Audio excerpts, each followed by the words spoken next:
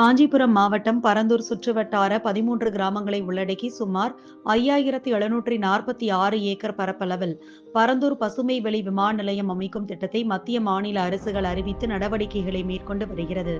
இந்த நிலையில் பரந்தூர் பசுமை வெளி விமான நிலையம் அமைக்கும் திட்டம் அறிவிப்பு வெளியிட்ட நாள் முதல் விளைநிலங்கள், குடியிருப்புகள், நீர்நிலைகள் உள்ளிட்டவைகள் பாதிக்கப்படக்கூடிய ஏகனாபுரம் கிராம மக்கள் தொடர்ந்து இன்று நாள் வரை 916வது நாட்களாக போராட்டங்களை நடத்தி வருகின்றனர். அதன் ஒரு பகுதியாக குடியரசு தினத்தை முன்னிட்டு நடைபெற்ற கிராம சபை கூட்டத்தில் 11வது முறையாக ஏகனாபுரம் கிராமத்தில் பரந்தூர் விமான நிலைய திட்டத்திற்கு எதிர்ப்பு தெரிவித்து தீர்மானம் நிறைவேற்றப்பட்டுள்ளது.